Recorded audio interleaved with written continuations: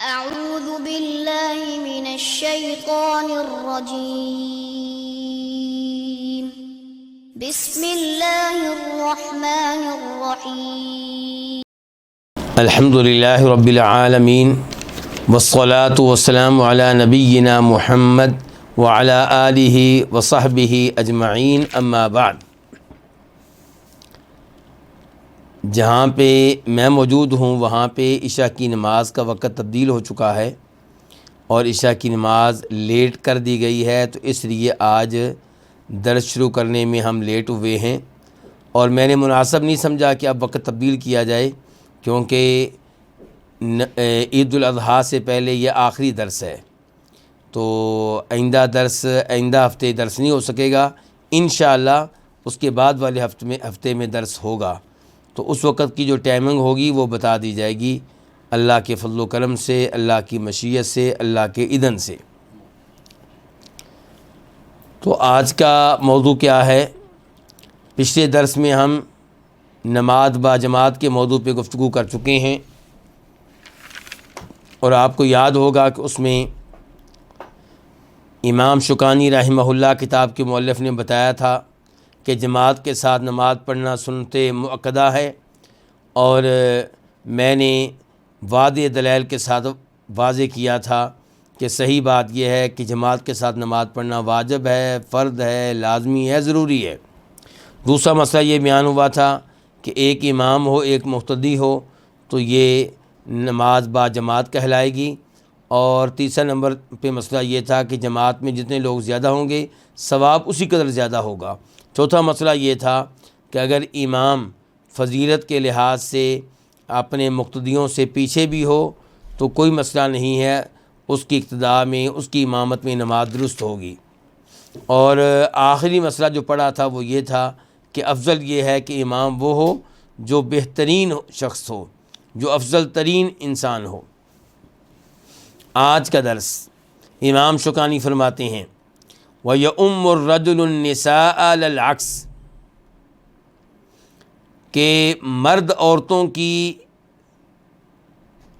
عورتوں کا امام بنے گا، ان کی امامت کرائے گا، اس کے الٹ نہیں ہوگا۔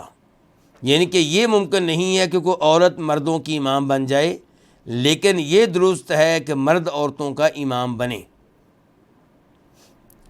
کیا دلیل ہے اس مسئلے کی؟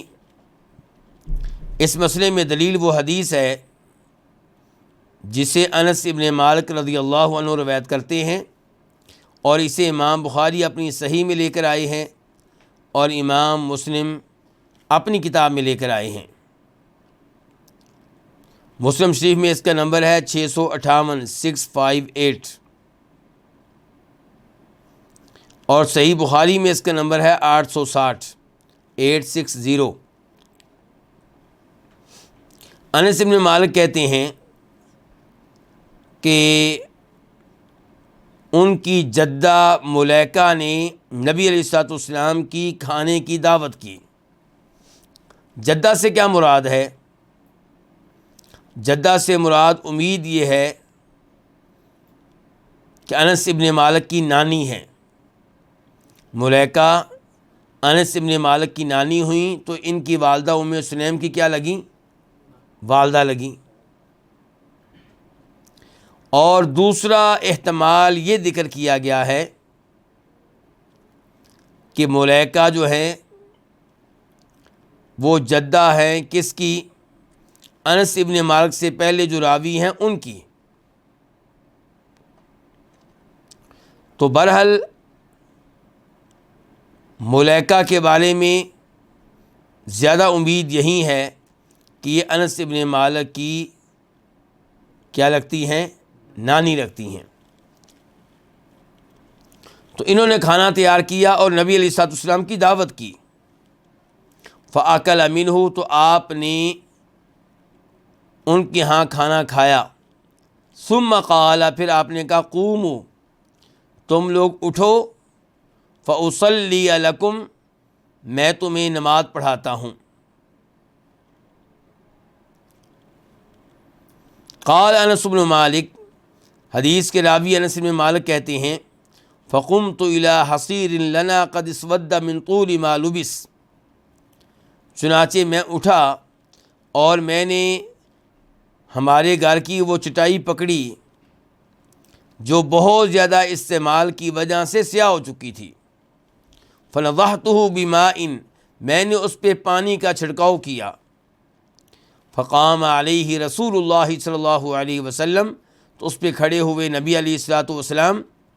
وصففت انا والیتیم وراءہ، میں نے اور ایک یتیم بچے نے آپ کے پیچھے صف بنا لی. والعجوز من ورائنا، اور بوڑھی اماں جو ہیں وہ ہمارے پیچھے کھڑی ہو گئیں، یعنی کہ وہ تیسری صف بن گئی. ایک اللہ کے رسول صلی اللہ علیہ وسلم، آپ کے پیچھے صف میں انس بن مالک کو یتیم بچہ، اور ان کے پیچھے وہ بوڑھی اماں ہیں.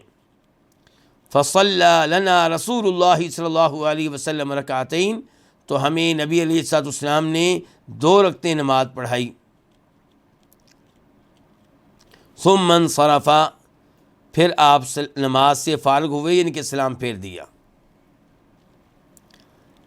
یہ حدیث یہاں پہ کیوں لائی گئی ہے؟ یہ بتانے کے لیے کہ نبی علیہ الصلوۃ والسلام نے نماز پڑھائی، اور آپ کی اقتداء میں نماز پڑھنے والوں میں وہ بوڑھی اماں بھی تھیں. اور مسجد نبوی میں آپ کی امامت میں عورتیں نماز پڑھا کرتی تھیں. تو ثابت ہوا کہ مرد عورتوں کا امام بن سکتا ہے، اس میں کوئی حرج نہیں ہے. اب سوال یہ پیدا ہوگا کہ کیا عورت مردوں کی امام نہیں بن سکتی؟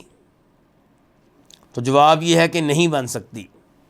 امام شوکانی رحمہ اللہ، جو ہماری اس کتاب کے مؤلف ہیں، جو اس وقت ہم پڑھ رہے ہیں، یہ اسی مسئلے کی وضاحت کرتے ہوئے فرماتے ہیں کہ جہاں تک تعلق ہے اس مسئلے کا کہ عورت مردوں کی امام نہیں بن سکتی، تو اس کی پہلی وجہ یہ ہے کہ عورت پردے کی چیز ہے. عورت کا پورا جسم پردے کی چیز ہے، اور امام بننے والا پردے میں نہیں رہتا.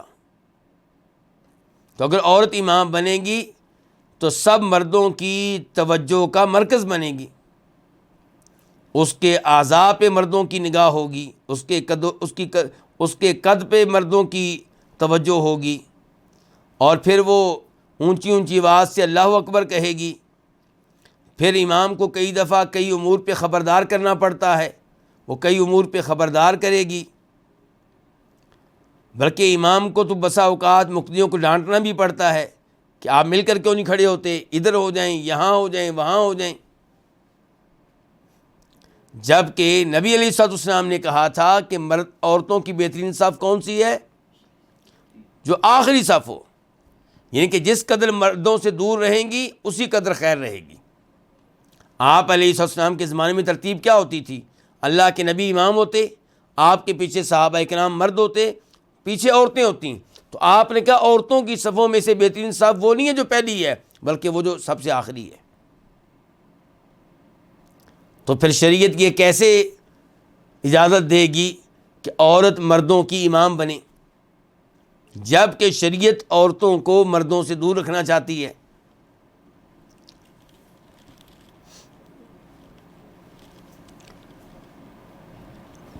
دوسری وجہ یہ امام شوکانی کے الفاظ میں آپ کے سامنے رکھ رہا ہوں.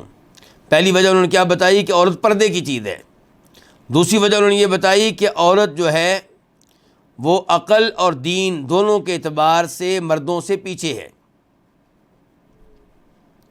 اور جب نبی علیہ الصلوۃ والسلام نے یہ مسئلہ بیان کیا تھا کہ عورتیں مردوں سے پیچھے ہیں دین میں بھی عقل میں بھی، تو عورتوں نے سوال کیا تھا وہ کیسے ہے اللہ کے رسول علیہ الصلوۃ والسلام؟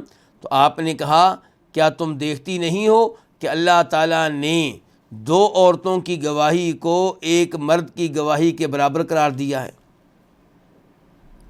اور جہاں تک تعلق ہے دین کا، تو تم دیکھتی نہیں ہو کہ حیض کے ایام میں عورتیں نماز نہیں پڑھتیں.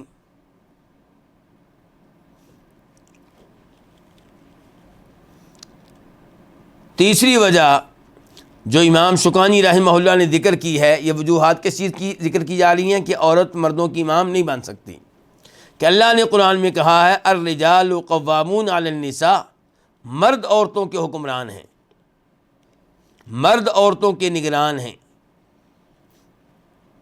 اور پھر فرماتے ہیں نبی علیہ الصلوۃ والسلام، صحیح حدیث ہے بخاری شریف کی، لن یفلح قوم ولوا امرہم امرأۃ، وہ قوم کبھی کامیاب نہیں ہو سکے گی جو سربراہ کے طور پہ کسی عورت کا انتخاب کر لے، جو حکمران کسی عورت کو بنا دے۔ یہ حدیث ذکر کرنے کے بعد امام شوکانی کہتے ہیں اور جو کسی عورت کو اپنا امام بنائے گا، خود اس کا مقتدی بن جائے گا، گویا کہ اس نے اپنی نماز کے معاملے میں اس کو اپنا والی، اپنا بڑا بنا لیا۔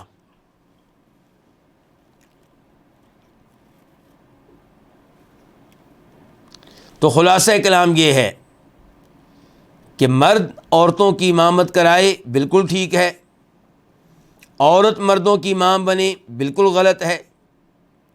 البتہ عورت عورتوں کی امام بن سکتی ہے۔ ابو داؤد شریف کی حدیث ہے جس کا ابو داؤد شریف میں نمبر ہے 592، 592۔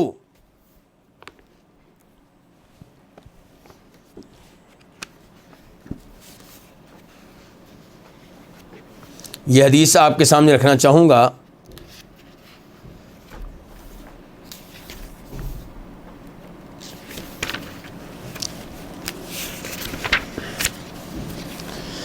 یہ ام ورقہ ہیں، صحابیہ کے نام کیا؟ ام ورقہ، اور عبداللہ بن حارث کی بیٹی ہیں۔ نبی علیہ الصلوۃ والسلام ان کی زیارت کرنے کے لیے ان کے گھر میں آتے تھے، اور آپ نے ان کے لیے ایک مؤذن بھی مقرر کیا تھا جو ان کے لیے اذان دیا کرتا تھا، اور آپ نے ان کو حکم دے رکھا تھا کہ انت ام اہل داریہا، کہ وہ اپنے گھر کے لوگوں کی امامت کرائے، ان کی امام بنے، ان کو نماز پڑھائے۔ تو اس سے مراد کون ہے؟ گھر کے کون سے افراد؟ عورتیں۔ اس حدیث کو حسن درجے کی حدیث قرار دیا ہے شیخ البانی رحمہ اللہ نے، یعنی کہ حدیث قابل قبول ہے۔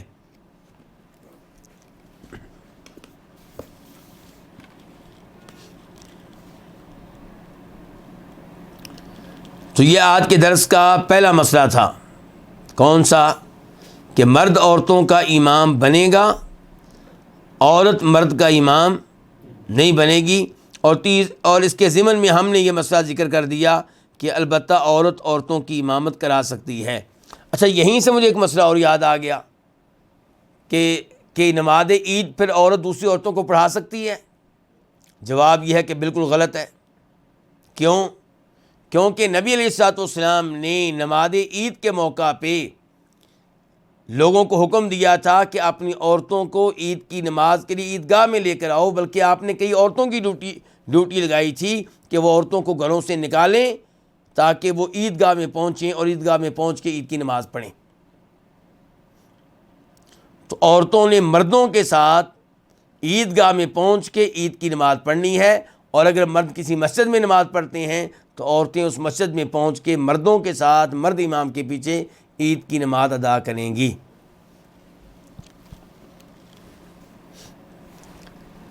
والمفترض بالمتنفل والعکس، امام شوکانی فرما رہے ہیں کہ فرد نماز ادا کرنے والا امام بنے گا نفل نماز پڑھنے والے کا، اور اس کے الٹ بھی ٹھیک ہے۔ امام نفل نماز پڑھ رہا ہو، مقتدی فرض پڑھ رہے ہوں، کہتے ہیں وہ بھی ٹھیک ہے۔ آئیے اس مسئلے کے دلائل دیکھتے ہیں۔ پہلی دلیل اس بات کی کہ نفل نماز پڑھنے والا امام بن سکتا ہے ان کا جو کون سی نماز پڑھ رہے ہیں؟ فرض نماز۔ بخاری شریف کی حدیث ہے، نمبر ہے 700 مسلم شریف کی حدیث ہے، نمبر ہے 465 465، راوی ہیں جناب جابر بن عبداللہ رضی اللہ تعالیٰ عنہما کہ معاذ بن جبل نبی علیہ الصلوۃ والسلام کے ساتھ نماز پڑھتے. کون سی نماز؟ عشاء کی. ثم یرجع، پھر واپس آتے اپنی قوم میں. فیؤم قومہ، تو اپنی قوم کو وہی نماز پڑھاتے. کون سی نماز؟ عشاء کی. یہ حدیث اگر آپ بخاری مسلم میں تفصیلات کے ساتھ دیکھیں گے تو آپ کو پتہ چلے گا کہ وہ عشاء کی نماز نبی علیہ السلام کے ساتھ پڑھا کرتے تھے، پھر اپنی قوم میں پہنچ کے بطور امام ان کو عشاء کی نماز پڑھایا کرتے تھے. اب وہ عشاء کی نماز 2 بار پڑھ رہے ہیں. پہلی بار ان کی کون سی نماز ہوئی؟ فرض. اور دوسری بار جو وہ پڑھا رہے ہیں وہ ان کی کیا ہوئی؟ نفل. تو ان کی نفل نماز ہوتی تھی اور قوم کی نماز کون سی ہوتی تھی؟ فرض. اس کے اور بھی کئی دلائل ہیں.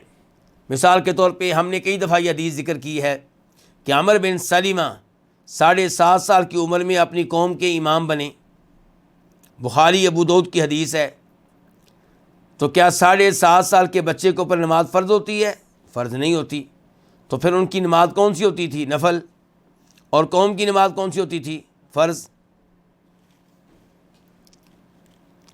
اب میں آپ کے سامنے دلیل ذکر کروں گا اس بات کی کہ امام فرض نماز پڑھے، مقتدی اس کے پیچھے نفل پڑھے، تو اس میں بھی کوئی حرج نہیں ہے. حدیث ہے یزید بن اسود کی، ترمذی میں اس کا نمبر ہے 219.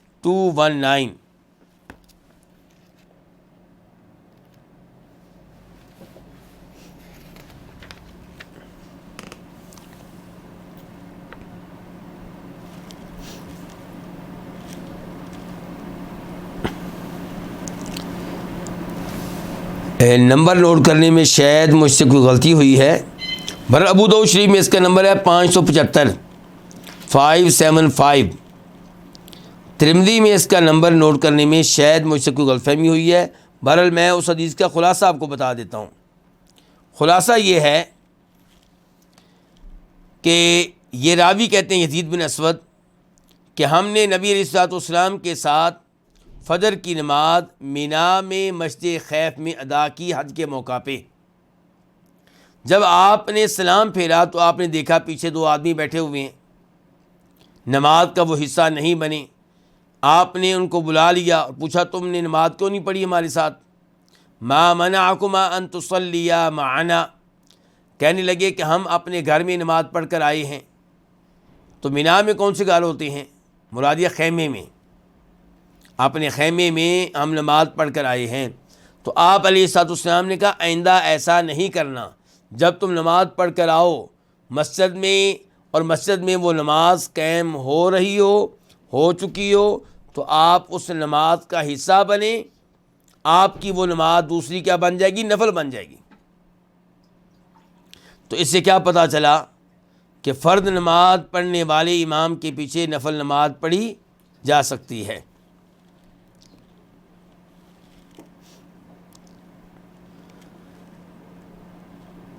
یہاں پہ میں یہ بھی مسئلہ بیان کر دوں کہ اندھا بھی امام بن سکتا ہے. اندھا امام بنے اور باقی لوگ اس کے پیچھے نماز پڑھیں، یہ بالکل درست ہے، اس میں کوئی حرج نہیں ہے. ہمارے ہاں ہمارے حنفی بھائی نابینے کے امام بننے کو پسند نہیں کرتے، لیکن یہ کام تو نبی علیہ الصلوۃ والسلام نے کیا ہے. یہ انس راوی ہیں کہ نبی علیہ الصلوۃ والسلام نے عبداللہ ابن ام مکتوم کو اپنا خلیفہ بنایا، جانشین بنایا. یعنی کہ آپ مدینہ سے کہیں گئے، جہاد کے لیے گئے ہوں گے، کسی اور سفر پہ گئے ہوں گے، تو آپ نے اپنا خلیفہ جانشین کس کو مقرر کیا؟ عبداللہ ابن ام مکتوم کو. اور حدیث کے الفاظ ہے یؤم الناس وہو اعمی، وہ لوگوں کو نماز پڑھاتے تھے، ان کے امام بنتے تھے جبکہ نبی نہ تھے. ابو داؤد شریف کی حدیث ہے، نمبر ہے 595. ایسے ہی وہ آدمی بھی امام بن سکتا ہے جو تیمم کے ساتھ نماز پڑھ رہا ہے، جبکہ مقتدی وضو کے ساتھ نماز پڑھ رہے ہیں. اب بظاہر تیمم والے امام کی طہارت کیا ہے؟ ناقص ہے بظاہر، کامل نہیں ہے، یوں لگتا ہے، لیکن صحیح بات یہ ہے کہ وہ امام بن سکتا ہے اور اس کی طہارت ناقص نہیں ہے اگر اس کا کوئی عذر ہے۔ اس کی دلیل ابو داؤد شریف کی حدیث 334 334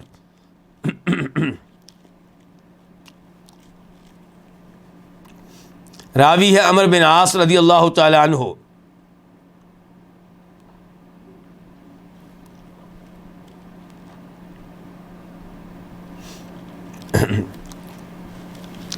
راوی ہیں عمرو بن عاص، کہتے ہیں کہ میں غزوہ ذات السلاسل میں تھا، اور آپ کو معلوم ہوگا کہ عمرو بن عاص کو اللہ کے نبی علیہ السلام نے اس غزوے میں کمانڈر مقرر کیا تھا، امیر مقرر کیا تھا نبی علیہ السلام نے۔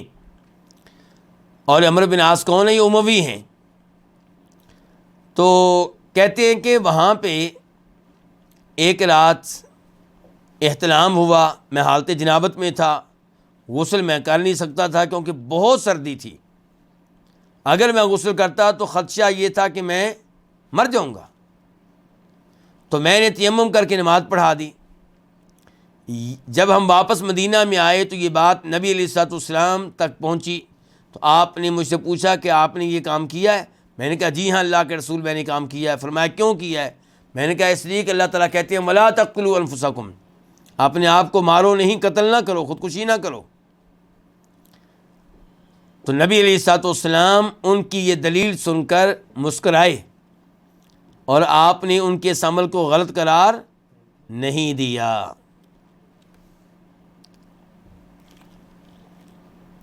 تو خلاصہ کلام یہ ہے کہ تیمم کرنے والا وضو کرنے والے کا امام بن سکتا ہے، اس میں کوئی حرج نہیں ہے۔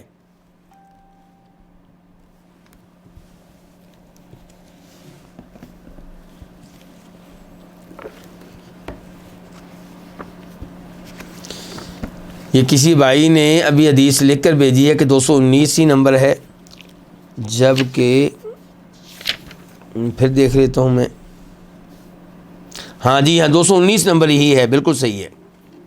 شاید جو کتاب میں نے کھولی تھی وہ ابو داؤد شریف تھی، ترمذی کی بجائے میں نے ابو داؤد شریف کھول لی تھی۔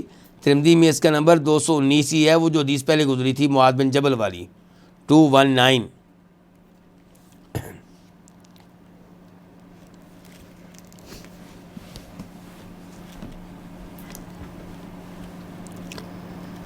آج کے درس کا مسئلہ نمبر 3 آج کے درس کا کہ وَتَجِبُ الْمُتَابَعَةُ فِي غَيْرِ مُبْطِلٍ، کہ امام کی پیروی واجب ہے، کس پہ؟ مقتدی پہ۔ مقتدی پہ واجب ہے کہ امام کی پیروی کرے فی غیر مبطل، اس کام کے علاوہ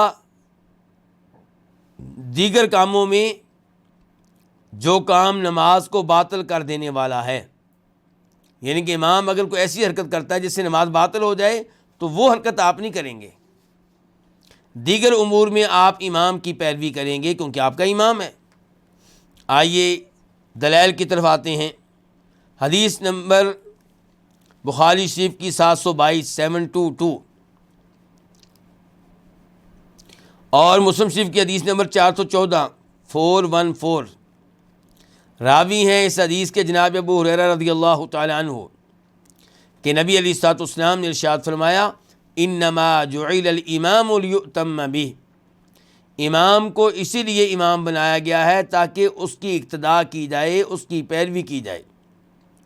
فلا تختلفوا علیہ، اس لیے آپ نے امام سے اختلاف نہ کرو، یعنی کہ اس سے آگے نہ نکلو۔ فَإِذَا رَكَعَ فَارْكَعُوا، جب وہ رکوع کرے تم رکوع کرو۔ وَإِذَا قَالَ سَمِعَ اللَّهُ لِمَنْ حَمِدَهُ، اور جب وہ کہے سَمِعَ اللَّهُ لِمَنْ حَمِدَهُ فَقُولُوا، تب تم کہو رَبَّنَا لَكَ الْحَمْدُ، کہ اے ہمارے رب تیرے لیے ہی حمد و ثنا ہے۔ تو یہاں پہ نبی علیہ السلام کیا بتا رہے ہیں؟ مسئلہ کون سا بتا رہے ہیں؟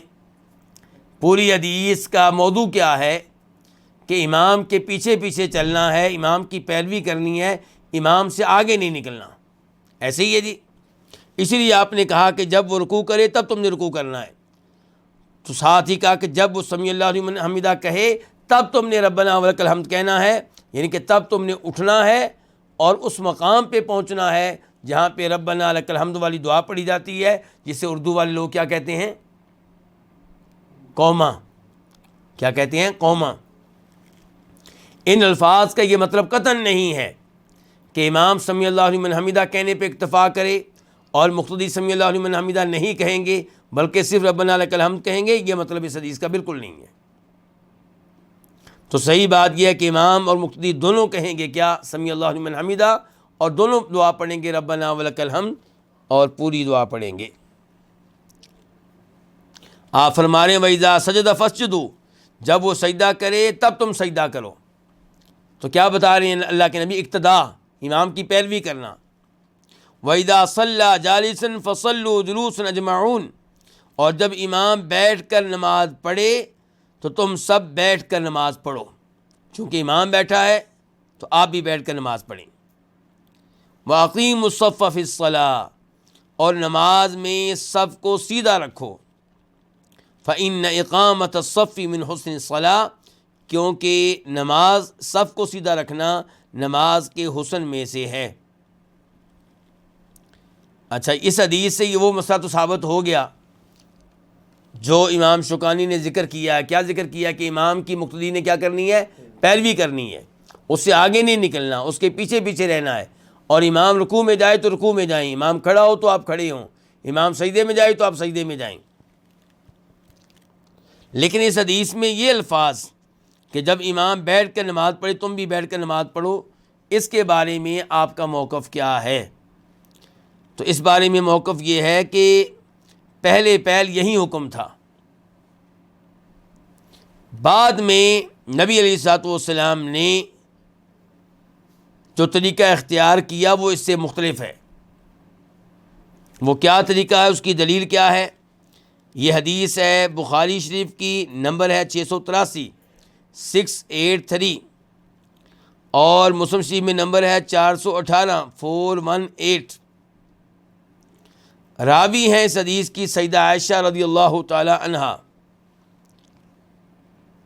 کہتی ہیں امر رسول اللہ صلی اللہ علیہ وسلم ابا بکر، کہ رسول اللہ صلی اللہ علیہ وسلم نے ابو بکر کو حکم دیا ان یصلی بالناس، کہ وہ لوگوں کو نماز پڑھائیں. یہ کن دنوں کی بات ہے؟ فی مرض ہی، جن دنوں آپ بیمار تھے، فوتگی سے پہلے والی بیماری کی بات ہو رہی ہے. فکان یصلی بہم، چنانچہ ابو بکر ان کو نماز پڑھاتے تھے. قال عروہ کہتے ہیں سیدہ عائشہ کے بھانجے، فوجد رسول اللہ صلی اللہ علیہ وسلم فی نفسہ خفتاً، تو نبی علیہ الصلوۃ والسلام نے اپنی طبیعت میں ہلکا پن محسوس کیا، طبیعت میں بہتری محسوس کی. فخرجا، تو آپ گھر سے نکل آئے. فَإِذَا ابو بکر یؤم الناس، تو آپ نے دیکھا کہ ابو بکر لوگوں کی امامت کر رہے ہیں، بطور امام ان کو نماز پڑھا رہے ہیں. فلما رآہ ابو بکر استأخر، جب ابو بکر رضی اللہ عنہ کی نگاہ آپ پہ پڑی، ان کو محسوس ہوا کہ اللہ کے رسول تشریف لا چکے ہیں، تو وہ پیچھے ہٹنے لگے. پیچھے ہٹ کے کہاں جانے لگے؟ پہلی صف میں، تاکہ مصلی امامت خالی کر دیں. کس کے لیے؟ نبی علیہ الصلوۃ والسلام کے لیے، کیونکہ آپ کی موجودگی میں کسی اور کو امامت کا حق حاصل نہیں ہے. فاشار الیہ، چنانچہ نبی علیہ الصلوۃ والسلام نے اشارہ کیا. کس کی طرف؟ ابو بکر کی طرف. اشارے کا مطلب کیا تھا؟ ان کما انتا، کہ اپنی حالت پہ رہو، پیچھے نہ جاؤ. فجلس رسول اللہ صلی اللہ علیہ وسلم حذاء ابی بکر الی جنبی، تو نبی علیہ الصلوۃ والسلام بیٹھ گئے ابو بکر کے برابر میں، ان کے پہلو میں. اور برابر میں یہ نہیں ہے کہ امام آگے ہو مقتدی پیچھے ہوں، برابر. تو اسی لیے جب ایک امام اور ایک مقتدی ہوں، دونوں کیسے کھڑے ہوں گے؟ برابر کھڑے ہوں گے، آگے پیچھے نہیں ہوں گے. ہمارے حنفی علماء کرام اور حنفی مساجد میں جو لوگ ہیں، وہ اگر دو آدمی نماز پڑھ رہے ہوں تو کیسے کھڑے ہوتے ہیں؟ ایک تھوڑا سا آگے، ایک تھوڑا سا پیچھے. تو تو یہ طریقہ سنت کے مطابق نہیں ہے، احادیث کے مطابق نہیں ہے۔ فکان ابو بکر یصلی بصلاۃ رسول اللہ صلی اللہ علیہ وسلم، تو ابو بکر نبی علیہ الصلوۃ والسلام کی نماز کے ساتھ نماز ادا کر رہے تھے۔ یعنی کہ امام پھر کون تھے؟ اللہ کے نبی علیہ السلام۔ امام اب اللہ کے نبی علیہ السلام ہیں، اور ابو بکر اللہ کے نبی علیہ السلام کی اقتداء کر رہے ہیں، مقتدی بن چکے ہیں۔ والناس یصلون بصلاۃ ابی بکر، اور لوگ نماز پڑھ رہے تھے ابو بکر کی نماز کے ساتھ، کیونکہ اللہ کے نبی علیہ السلام بیمار ہیں، آپ کی آواز آہستہ ہے اور آپ بیٹھے ہوئے ہیں، اس لیے اللہ کے نبی علیہ السلام آہستہ آواز سے اللہ اکبر کہتے، ابو بکر اونچی آواز سے کہتے اللہ اکبر۔ تو گویا کہ ابو بکر کیا بن چکے ہیں؟ مکبر۔ ایسے ہی ہے نا، کیا بن چکے ہیں؟ مکبر بن چکے ہیں، امام نہیں ہیں، مقتدی ہیں۔ لیکن اللہ کے نبی علیہ السلام کی آواز آہستہ ہے تو ابو بکر وہی تکبیریں اونچی آواز سے کہتے ہیں تاکہ لوگ آسانی کے ساتھ اقتداء کر سکیں۔ اس حدیث سے جو ابھی پڑھی گئی آپ کے سامنے، مسئلہ کیا نکلا کہ امام بیٹھ کر نماز پڑھائے تو مقتدی کھڑے ہوں گے یا بیٹھے ہوں گے؟ کھڑے ہوں گے۔ پہلی حدیث سے یہ مسئلہ نکلا تھا کہ اللہ کے نبی علیہ السلام نے فرمایا تھا کہ جب امام بیٹھ کر نماز پڑھائے تو تم بھی بیٹھ کر نماز پڑھو، اور یہ حدیث اس زمانے کی ہے جب آپ گھوڑے سے گر گئے تھے اور صحابہ کرام آپ کی عیادت کے لیے تشریف لائے تھے، تو وہاں پہ نماز کا وقت ہوا، آپ نے نماز پڑھائی تو آپ بیٹھے تھے، صحابہ کرام کھڑے تھے، تو آپ نے نماز کے بعد ان کی اصلاح کی کہ جب امام بیٹھ کے نماز پڑھے تم بھی بیٹھ کے نماز پڑھو، امام کی پیروی کرنی، اقتداء کرنی ہے۔ لیکن آپ علیہ السلام کا آخری عمل یہ ہے کیا کہ آپ نے بیٹھ کے نماز پڑھائی ہے، ابو بکر صدیق آپ کے ساتھ کھڑے ہیں اور باقی لوگ بھی کھڑے ہیں۔ تو خلاصہ کلام یہ ہے اس مسئلے کا جو ابھی ہم پڑھ رہے ہیں کہ مقتدی نے امام کی پیروی کرنی ہے، اور اگر مقتدی امام سے آگے نکلتا ہے، مقتدی امام سے آگے نکلتا ہے تو اس بارے میں وعید آئی ہے، وارننگ آئی ہے۔ کیا وعید آئی ہے؟ فرمایا نبی کریم صلی اللہ علیہ وسلم نے، اما یخشى احدکم اذا رفع رأسہ قبل الامام ان یحول اللہ رأسہ رأس حمار۔ تم لوگوں کو ڈر نہیں لگتا اس بات سے جب تم امام سے آگے نکلتے ہو، جب تم امام سے پہلے سجدے سے سر اٹھا لیتے ہو، امام سے پہلے رکوع سے سر اٹھا لیتے ہو، تمہیں اس بات سے ڈر نہیں لگتا کہ کہیں اللہ تمہارے سر کو گدھے کا سر نہ بنا دے، اور دوسرے الفاظ میں یہ کہ اللہ تمہارے چہرے کو گدھے کا چہرہ نہ بنا دے؟ یہ بخاری شریف کی حدیث سے نمبر ہے 691 691، اور مسلم شریف میں 427 427۔ تو پتہ چلا امام سے آگے نہیں نکلنا، امام سے پیچھے پیچھے رہنا ہے۔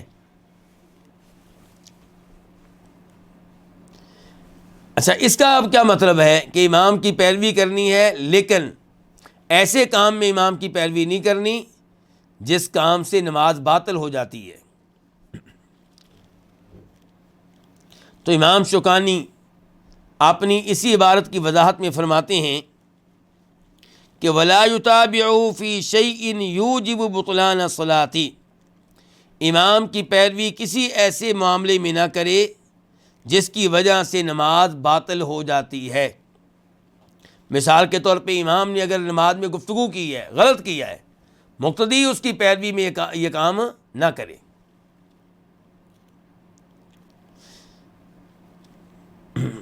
اور اس میں کوئی اختلاف بھی نہیں ہے کہ امام کی پیروی نہیں کی جائے گی اس مسئلے میں جس مسئلے میں پیروی کرنے سے نماز باطل ہو جاتی ہے، ختم ہو جاتی ہے۔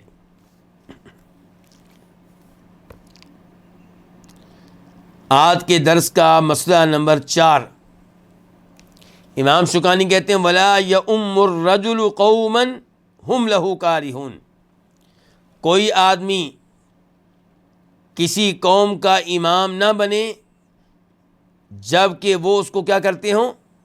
ناپسند کرتے ہوں۔ کوئی آدمی کسی ایسی قوم کا امام نہ بنے جو قوم اس کو ناپسند کرتی ہے،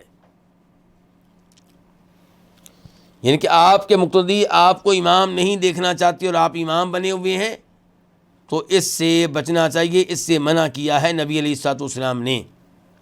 حدیث ہے ترمذی شریف کی، نمبر ہے 360 360، راوی ہیں ابو امامہ رضی اللہ تعالی عنہ، کہتے ہیں کہ فرمایا نبی کریم صلی اللہ علیہ وسلم نے، ثلاثۃ لا تجاوز صلاتهم آذانهم، 3 طرح کے لوگ ہیں جن کی نماز ان کے کانوں سے تجاوز نہیں کرتی۔ نمبر 1، العبد العابق حتی یرجع، وہ غلام جو بھاگ جائے جب تک واپس نہیں آ جاتا اپنے مالک کے پاس، اس کی نماز قابل قبول نہیں ہے۔ نمبر 2 فرمایا وامرأۃ باتت زوجها علیہا ساخط، وہ عورت جس نے اس حالت میں رات بسر کی کہ اس کا خامند اس پہ ناراض تھا، تو اس کی بھی نماز قبول نہیں ہوگی۔ اندازہ کیجئے کہ عورتوں پہ کس قدر واجب ہے کہ اپنے خامند کی اطاعت کریں۔ دیکھا یہ گیا ہے کہ آج کل کی کئی عورتیں دوسرے مردوں کو راضی رکھتی ہیں، خامند کو ناراض کر بیٹھتی ہیں۔ یعنی کہ اگر جاب کے لیے جاتی ہیں تو جاب میں آفس میں جو مرد ہیں ان کے ساتھ تعلقات بہت اچھے ہوں گے، جو آفس کا بڑا ہوگا، ڈائریکٹر ہوگا، اس کے ساتھ سلام دعا بہترین اور مسکرا کر، وہ ڈانٹ بھی دے تو آگے سے مسکراتی رہے گی۔ آفس کے دیگر مرد ان کے ساتھ بھی بنا کر رکھے گی، لیکن خامند کے ساتھ تعلقات ٹھیک نہیں ہوں گے۔ جس کی اطاعت کا اللہ نے حکم دیا ہے، فرماتے ہیں نبی علیہ الصلوۃ والسلام، جو عورت 5 وقت کی نماز ادا کرے اور رمضان کے روزے رکھے اور اپنی شرمگاہ کی حفاظت کرے اور اپنے خامند کی اطاعت کرے، اس کے آرڈر مانے، اس سے کہا جائے گا جنت میں داخل ہو جا جس دروازے سے داخل ہونا چاہتی ہے۔ اور وہ حدیث بھی آپ لوگوں کے ذہنوں میں ہوگی کہ نبی علیہ الصلوۃ والسلام کو معاذ بن جبل نے آ کر سجدہ کیا تھا جب شام سے آئے تھے، تو آپ نے کہا تھا معاذ یہ کیا؟ معاذ کہنے لگے اللہ کے نبی علیہ الصلوۃ والسلام میں شام میں گیا، دیکھا وہ اپنے بڑوں کو سجدہ کرتے ہیں، پادریوں کو سجدہ کرتے ہیں، بادشاہ کو سجدہ کرتے ہیں، تو میں نے کہا کہ نبی علیہ الصلوۃ والسلام کی شان تو سب سے بلند ہے، آپ حقیقتاً قابل عزت ہیں، تو میں آپ کو سجدہ کروں گا، اس لیے میں نے آ کے آپ کو سجدہ کیا ہے۔ تو آپ علیہ الصلوۃ والسلام نے فرمایا تھا، حدیث کا مفہوم یہ ہے کہ کسی انسان کے لیے جائز نہیں ہے دوسرے انسان کو سجدہ کرے۔ اگر ایک انسان کے لیے دوسرے انسان کو سجدہ کرنا جائز ہوتا تو میں عورت کو حکم دیتا کہ سجدہ کرے کس کو؟ اپنے خامند کو۔ اور تیسرے نمبر پہ آپ نے فرمایا وَإِمَامُ قَوْمٍ، کسی قوم کا امام جب کہ وہ اس کو ناپسند کرنے والے ہوں تو اس کی نماز قابل قبول نہیں ہے۔ اچھا، اب ناپسند کرنے والے ہوں، اس کا معیار کیا ہے؟ پھر تو ہر مسجد میں چند لوگ ہوتے ہیں جو اپنے امام کو ناپسند کرتے ہیں، کسی بھی مسجد میں چلے جائیں، امام جیسا بھی ہو۔ تو علماء کرام نے وضاحت کی ہے کہ اگر امام کو ناپسند کیا جا رہا ہے اس کے غلط عقیدے کی وجہ سے، اس کی بدعات کی وجہ سے، تو ایسے امام کی نماز قابل قبول نہیں ہے، اور اس کو چاہیے کہ امامت چھوڑ دے یا اپنی بدعات کو چھوڑ دے، اپنے عقائد کی اصلاح کر لے۔ ایسے اگر لوگ امام کو ناپسند کرتے ہیں اس کے فسق و فجور کی وجہ سے، اس کے گناہوں کی وجہ سے، مثال کے طور پہ داڑھی مونڈتا ہے، مثال کے طور پہ شراب پیتا ہے، تو ایسے امام کی نماز قابل قبول نہیں ہوگی۔ یا امام کو ناپسند کرتے ہیں اس کے جاہل ہونے کی وجہ سے، علم نہیں ہے پھر بھی دھکے سے امام بنا ہوا ہے، تو ایسے امام کے لیے یہ وعید ہے کہ اس کی نماز قابل قبول نہیں ہوگی۔ لیکن اگر امام اس کا عقیدہ ٹھیک ہے، فاسق و فاجر نہیں ہے، صاحب علم ہے، لیکن چند لوگ اس کو ناپسند کرتے ہیں، کس وجہ سے؟ دنیاوی امور کی وجہ سے، تو ایسے امام کے لیے کوئی مسئلہ نہیں ہے، وہ یعنی کہ وہاں پہ امامت کرائے اور انشاءاللہ اس کی نماز درست ہوگی۔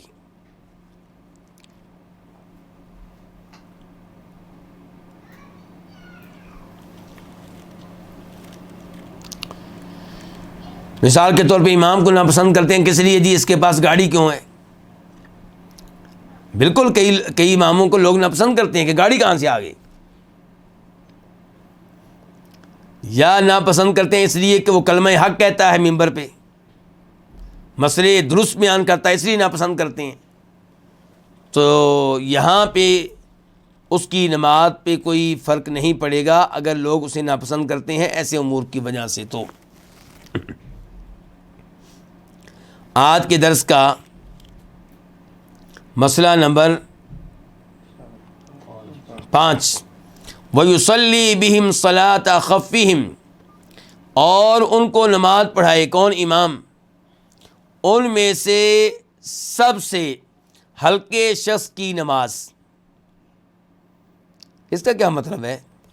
اس کا مطلب یہ ہے کہ جب نماز پڑھائیں تو آپ نے ان لوگوں کی طرف نہیں دیکھنا جو آپ کو کیا کہتے ہیں، مولوی صاحب ذرا تلاوت اور کیا کریں، سورہ بقرہ پوری پڑھیں مزہ آ جائے،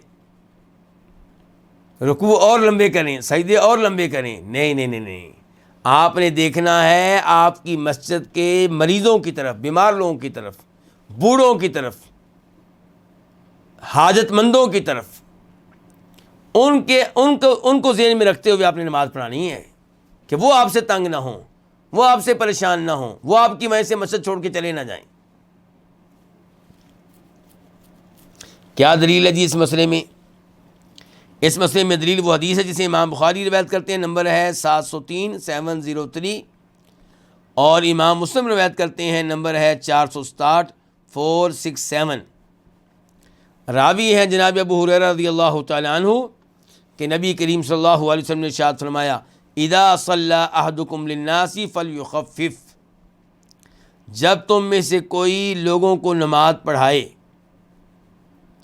فلیخفف تو ہلکی نماز پڑھائے، تخفیف سے کام لے، فإن منهم الضعیف والسقیم والکبیر، کیونکہ مقتدیوں میں کمزور لوگ بھی ہوتے ہیں، بیمار بھی ہوتے ہیں، بڑی عمر کے لوگ بھی ہوتے ہیں۔ کیا مطلب؟ پھر اللہ کے نبی کیا سبق دے رہے ہیں؟ کن کا خیال کرنا ہے؟ کمزوروں کا، بیماروں کا، بوڑھوں کا۔ وَإِذَا صَلَّى أَحَدُكُمْ لِنَفْسِهِ فَلْيُطَوِّلْ مَا شَاءَ، فرمایا جب تم میں سے کوئی اپنے لیے نماز پڑھے، اکیلا نماز پڑھے، تنہا نماز پڑھے، جتنا لمبا کرنا چاہتا ہے کر لے۔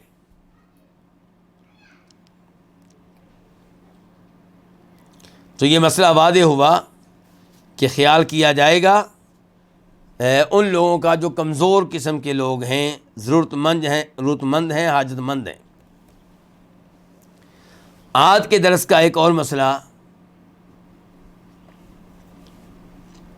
وَيُقَدَّمُ السُّلْطَانُ وَرَبُّ الْمَنزِلِ وَالْأَقْرَى ثُمَّ الْأَعْلَمُ ثُمَّ الْأَسَنُ،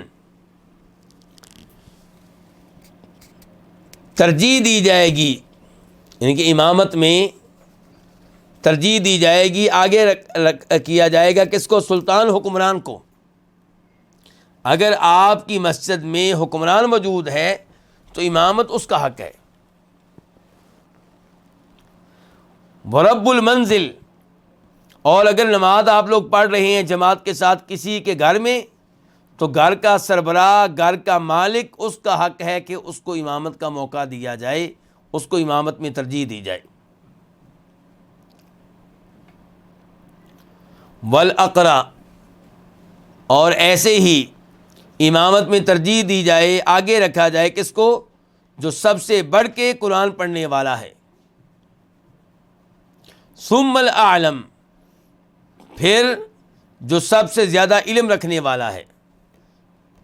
پہلے تھا قاری، اب کون آ گیا؟ عالم دین۔ قاری ان کے ساتھ ساتھ عالم دین بھی ہے۔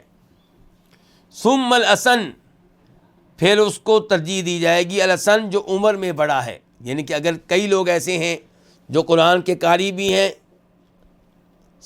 اور قرآن کے عالم بھی ہیں، پھر دیکھیں گے عمر کے لحاظ سے کون بڑا ہے۔ یہ جو مسئلے ابھی ہم نے بیان کیے ہیں اس کی دلیل وہ حدیث ہے جو گزشتہ درس میں ہم نے پڑھی تھی، حدیث ابو مسعود انصاری رضی اللہ عنہ، مسلم شریف کی 673 673، کہ فرمایا تھا نبی علیہ السلام نے، یؤم القوم اقرأہم لکتاب اللہ، لوگوں کا امام وہ بنے جو اللہ کی کتاب کے لحاظ سے سب سے آگے ہے، تلاوت کے لحاظ سے سب سے آگے ہے۔ فإن كانوا فی القراءۃ سواء، آپ نے کہا تھا اگر وہ لوگ تلاوت میں برابر ہوں، فأعلمہم بالسنہ، پھر وہ جو احادیث کا علم رکھنے کے معاملے میں سب سے آگے ہے۔ فإن كانوا فی السنۃ سواء، اگر وہ احادیث کا علم رکھنے میں برابر ہیں، قرآن میں بھی برابر، حدیث میں بھی برابر، فرمایا فأقدمہم ہجرتاً، پھر امام وہ بنے گا جو ہجرت کرنے کے لحاظ سے پرانا ہے۔ فإن كانوا فی الہجرۃ سواء، اگر وہ ہجرت میں بھی برابر ہیں، فأقدمہم سلما، پھر وہ جو اسلام قبول کرنے کے لحاظ سے ان میں سے پرانا ہے۔ ولا یؤمن الرجل فی سلطانہ، یعنی کہ حکمران موجود ہو تو اس کا امام بننے کی کوشش نہ کی جائے، بلکہ امامت کا موقع اس کو دیا جائے۔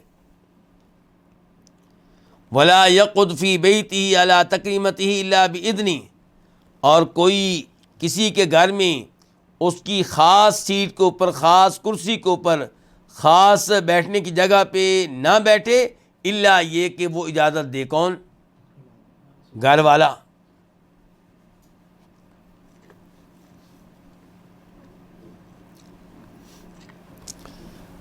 تو اس حدیث سے اب پتہ چلا کہ حکمران کو ترجیح دی جائے گی، گھر کے سربراہ کو ترجیح دی جائے گی، اور سب سے زیادہ قرآن کا علم رکھنے والے کو ترجیح دی جائے گی، پھر اس کو ترجیح دی جائے گی جو علم میں سب سے آگے ہے، پھر اس کو جو عمر میں سب سے آگے ہے۔ وَإِذَا اخْتَلَّتْ صَلَاةُ الْإِمَامِ، آج کے درس کا آخری مسئلہ، اور جب امام کی نماز میں نقص ہو، کان ذلک علیہ، تو یہ چیز اس کے اوپر ہوگی، لا علی المؤتمین بھی، اس کی اقتداء کرنے والوں پہ اثر انداز نہیں ہوگی۔ یعنی کہ امام نے نماز میں کوئی کمی کوتاہی کر دی، کوئی نقص پیدا کر دیا، تو اس سے اس کی اپنی نماز میں فرق آئے گا، مقتدیوں کی نماز میں کوئی فرق نہیں آئے گا۔ اس کی ایک حدیث پہلے سن لیں، بخاری شریف کی حدیث ہے 694 694، راوی ہیں جناب ابو ہریرہ رضی اللہ تعالی عنہ، کہ فرمایا نبی علیہ الصلوۃ والسلام نے،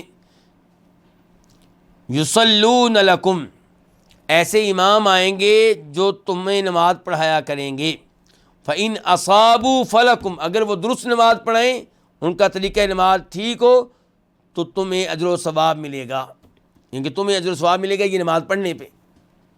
وَإِنْ أَخْطَأُوا، اور اگر وہ خطا کریں، غلط نماز پڑھائیں، فَلَكُمْ وَعَلَيْهِمْ، تو تمہیں اجر و ثواب ملے گا اور گناہ انہیں ملے گا۔ مثال کے طور پہ کوئی نماز پڑھا رہا ہے جبکہ اس کو پتہ ہے میرے کپڑے پلید ہیں، اور مقتدیوں کو نہیں پتہ، بعد میں بتا دیا جائے، تو اس سے مقتدیوں کی نماز پہ فرق نہیں پڑے گا، خود اس امام کو یہ نماز دوبارہ پڑھنی ہوگی اور اللہ سے توبہ کرنی ہوگی۔